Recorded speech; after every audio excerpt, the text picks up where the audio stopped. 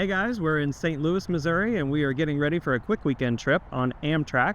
We're going to take the Texas Eagle down to Little Rock, Arkansas. And on from there, we'll go to Hot Springs, Arkansas, where we'll visit the oldest federally protected land in the national park system. More on that later. We'll see gangsters, we'll see 4,000-year-old water, we might even take a bath.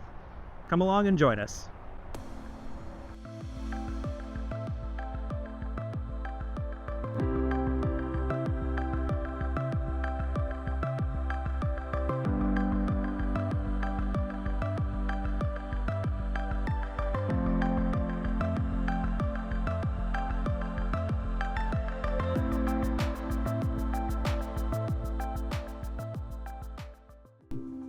We start our trip parking at a fenced Amtrak long-term parking lot, which costs a little more than $10 a day. Make sure you get the gate code before leaving the lot. With some time to kill before our train, we head to the historic St. Louis Union Station for some food and drink. Once the largest Union Station in America, serving 22 different passenger rail companies, St. Louis Union Station has been converted to a multi-use entertainment space, including a hotel, an aquarium, and multiple dining options.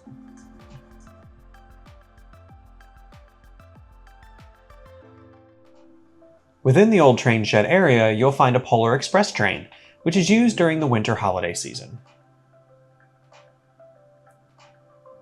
We landed on some tacos from this colorful taco stand in a converted cargo container, and a couple of beers. Tacos were good. I had fish tacos and carnitas. What'd you have to drink? I don't even know. Beer. Was it the Kona? Yes. Hawaiian beer. In St. Louis, Missouri. They're probably owned by Budweiser. Yeah.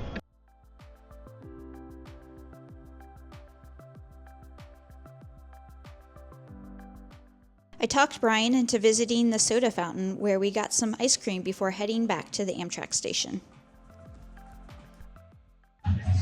So how's your ice cream? It's good. What'd you get? Peanut butter banana and a waffle cone. Yum. What did you get?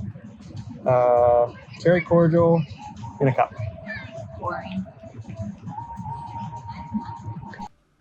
It's a short walk back to the current St. Louis Amtrak station, which is part of the Gateway Transportation Center that also serves as a Greyhound terminal.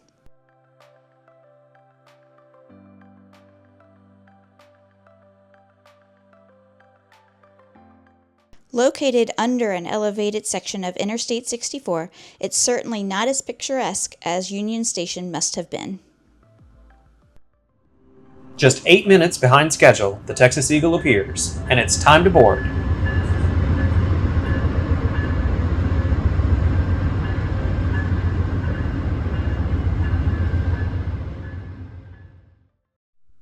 Our coach seats offer a lot of room, much more than what you'll find on almost any airline in any class of service.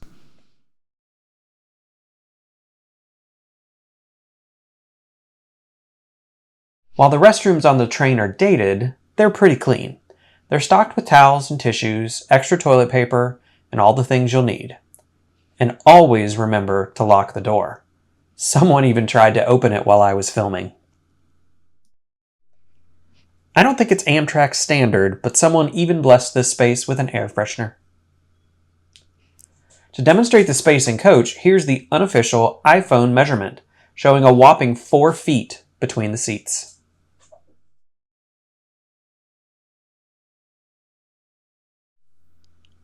It was nearly 9 p.m., and we were expecting a 4 a.m. arrival in Little Rock, so it was time to try to get some sleep.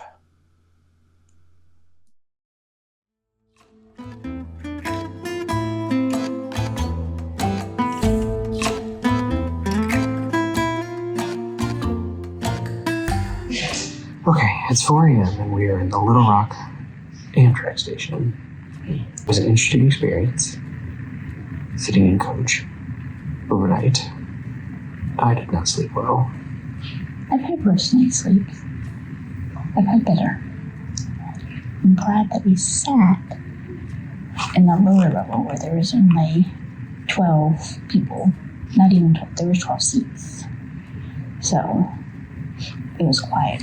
Yeah, I never went upstairs, never went looking for anything on the train, so. Yeah. But it was very quiet. Yeah. In fact, we didn't do any videos down there because Everyone it was, was so quiet. everyone was asleep.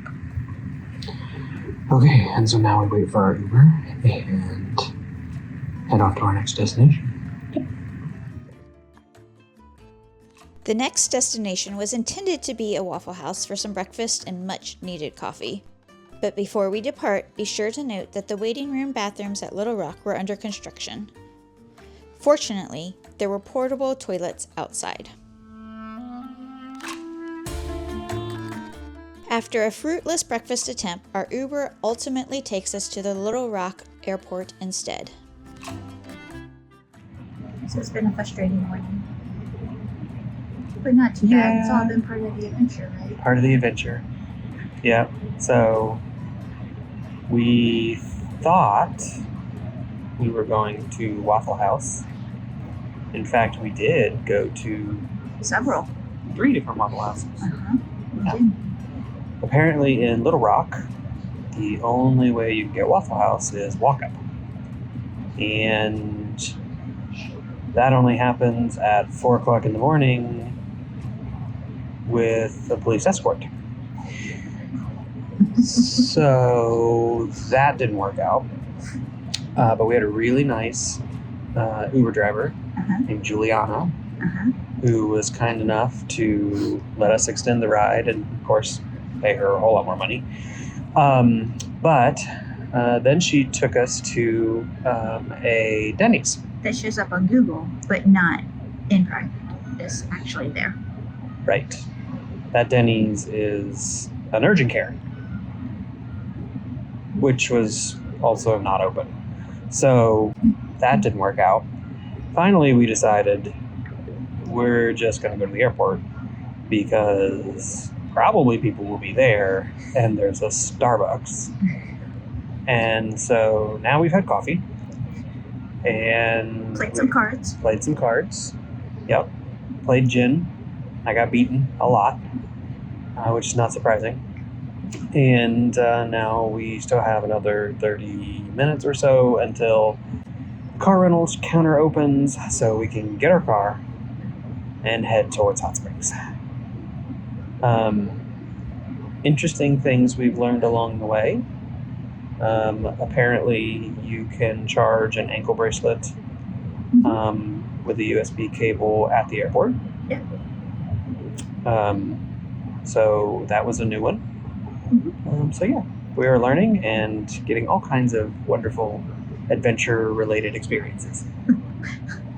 Little Rock is a It's an interesting place. It's a wild place. Yes.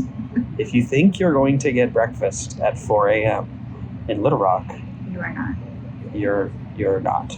Yeah. Word to the wise there. Okay. We will see you again once we have a rental car.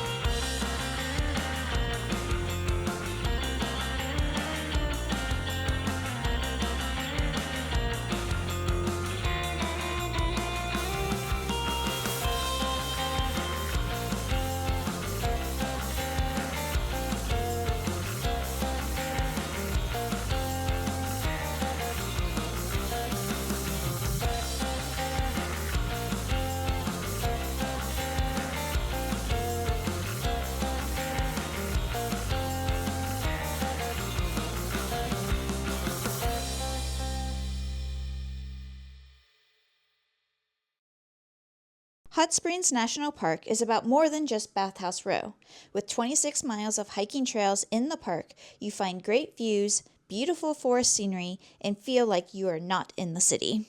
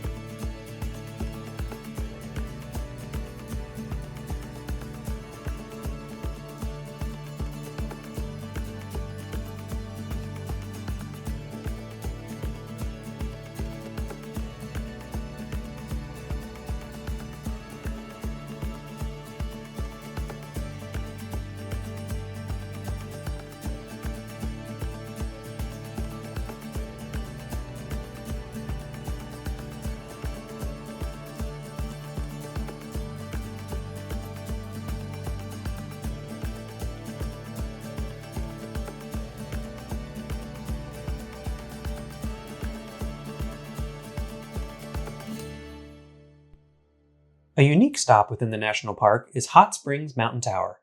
It's 216 feet high and offers a commanding view of the surrounding area for a reasonable $13 per person. Just put in the token, and up we go.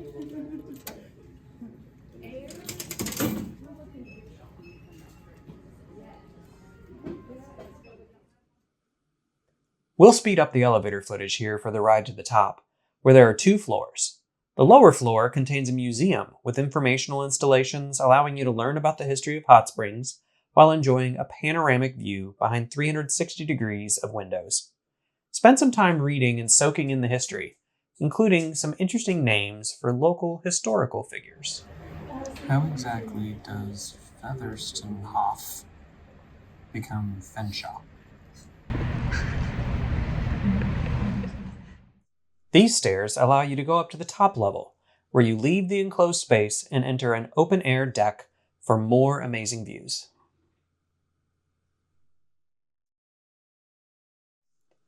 From here, you can see the town of Hot Springs and the main drag that starts near the now-closed Army-Navy Hospital, goes along Bathhouse Row, and ends at the famous Arlington Hotel. We'll be headed down there next to explore. Leaving the mountains, we parked at the Exchange Street Garage near Central Avenue. The older videos claim it's free. We paid $1 per hour, a bargain compared to the nearby lots charging $50 per day. Although Hot Springs became a national park on March 4, 1921, its protection began much earlier. In 1832, Andrew Jackson designated the area as a federal reservation, making it the oldest protected site in the national park system. Take the time to walk the Grand Promenade, a unique historic pathway that acts as a transition from the formal architecture of Bathhouse Row to the natural beauty and forests of Hot Springs Mountain. Entering the Grand Promenade at Reserve Street, you see the former Army-Navy Hospital above you to your right. Opening in 1887, it eventually became the leading medical facility for treating arthritis and polio through hydrotherapy. In 1960, the hospital became a state-run rehabilitation center, operating until its closure in 2019. Continuing along the half-mile-long Grand Promenade, we find an all-brick trail that was originally built in the 1930s as a CCC project. Now a national recreation trail, the promenade parallels Bathhouse Row, separating it from the forested Hot Springs Mountain, and is the entry point for many of the Hot Springs and North Mountain trails from downtown. Bathhouse Row consists of 8 historic bathhouse structures. Originally crude wooden structures, the current, fire-resistant, brick and stucco bathhouses were constructed between 1912 and 1923, creating the golden age of bathing. The area developed into a luxurious premier health resort in the early 20th century, known for treating ailments with hot spring water. The water that emerges from the springs fell as rain more than 4,000 years ago. There are more than 40 hot springs in the area, although today most are covered with green boxes to protect the quality of the water. There are 2 open-air display springs in the park located along the Grand Promenade.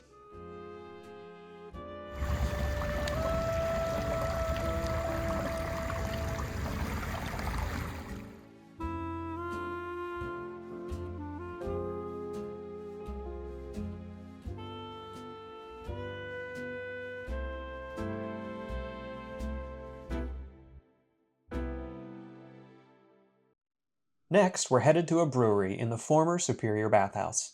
This is the only brewery inside a national park, and they offer 18 different beers, all made using the 4,000-year-old hot springs water. Melissa had the Goat Rock Bock, and I had the Say What Saison. Both were excellent. Before we take the plunge, I have the patty melt, and Melissa has Rose's Burger with delicious bacon jam. One more round before we take the waters. I doubled down on the Saison, but Melissa decided to try the Spicy Ride, a jalapeno beer. Established in 1912 and the longest-running bathhouse in Hot Springs, Buckstaff offers no reservation service for the traditional whirlpool mineral bath. Check their website for full information. Afternoon service starts at 1:15, but if this is on your must-do list, arrive early. The line is already out the door by 1 o'clock. For privacy, the camera stays off for this next part. We just finished at Hot Springs National Park doing the baths, and we did it at the Buckstaff Baths. There are 2 different baths here. One is at Quapaw, one is at Buckstaff. The one at Quapaw is more like a communal bath, where almost like a Roman bath. Yeah, type. different pools. Yeah, where there's different pools and there are different temperatures, and you can move between the pools. We did not do that one. We did the Buckstaff ones, and that is a much more traditional experience. Buckstaff is bathing suit optional. I went with a bathing suit. I wore a bathing suit, but I was definitely in the minority. I was as well. There might have been 2 people that I saw other than myself with bathing suits on. And there was nobody in the women's section, which is important to note. In Quapaw, that everybody's together. It's not it's communal and not separated at all. both genders. Yes. Yes. Whereas in Buckstaff, it's separated by gender. But it's important to note the staff does a really good job of making sure all your bits are covered all the time. That's true. And I think that if I did it again, I probably would go sans bathing suit. Agreed. Definitely. So do you think it was worth it? Yes, I do. I definitely think it was worth it. So you go through sections, they bring you in and you change, and they wrap a sheet around you, very toga style, and then you go sit in a bathtub, and that's like sitting in a hot tub, really. Mm-hmm. A little bit hotter. A little bit hotter than our hot tub at home, but after that, you go out and you lay on this table, and they wrap hot towels around you, and I may or may not have fallen asleep. I did. And that was probably my favorite part, for sure. And then you go in this big, looks like a torture chamber almost. Yes, it does. And they close it off at your neck, and they steam you, and I sweat a lot, but it was lovely. You've been detoxified. Yes, I feel detoxified. And then After that, you go sit in a sitz bath, which anybody who's had a baby knows what that is. Or hemorrhoids, perhaps. Perhaps. And then you had the option after that to get a massage, which neither of us did, mostly because I guess the men's wait was something like 3 hours long. Yeah, it was going to be a long time. And I do not enjoy massages because I'm weird. So we did not do that. All right, so now I think we are off to The visitor center. the visitor center to get our accoutrements And check out the museum. and check out the museum. And then I think maybe have a cocktail and learn about some gangsters. Yep. Okay. Opened in 1905, the Ohio Club is Arkansas's oldest bar and a former illegal gangster hangout. During Prohibition, it was renamed the Ohio Cigar Store and used false walls, still visible today, to hide the spirits. Despite fires, floods, and gambling raids, it outlasted legendary rivals like the Kentucky, Indiana, and Illinois clubs. After drinks and sharing a salad, and despite really starting to drag, we wanted one more hike on Hot Springs Mountain. So we rushed back up and quickly walked, or semi-ran, the Hot Springs Mountain Trail. As we finished the loop, the glowing city lights were our cue to head back to Little Rock. We'd now been up for more than 36 hours, with only 6 fitful hours of sleep in coach seats during that time. And the roads back to Little Rock were dark and windy. We made it almost all the way back to the airport and needed to gas the rental. We fueled the car to Love's and also quickly fueled ourselves with a 90-minute power nap in the parking lot. Well, it is about 10 o'clock p.m. The car rental has been returned, and we are back at the Little Rock Airport in order to pull ourselves together, burn just a little bit of time, and then catch a ride to the Little Rock Amtrak station, which doesn't open for another half hour or so. We'll check and see if the Texas Eagle is on time, and hopefully it is, and we will be on Amtrak and headed north back to St. Louis in less than a couple of hours. A quick Uber takes us back to the Little Rock Amtrak station.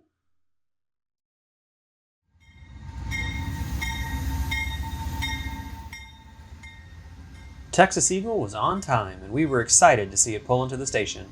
For the return trip, we upgraded to a roomette, which has beds! As sleeper car passengers, we were at the front of the line and allowed to board first. The attendant already had our roomette configured for sleep. We were eager to lie down and close our eyes, so no room tour. We'll definitely do one next time when we have more time on the train. 6 or so hours later, we are up and coming into St. Louis. Coffee in hand, we take a few moments to walk to the dining car.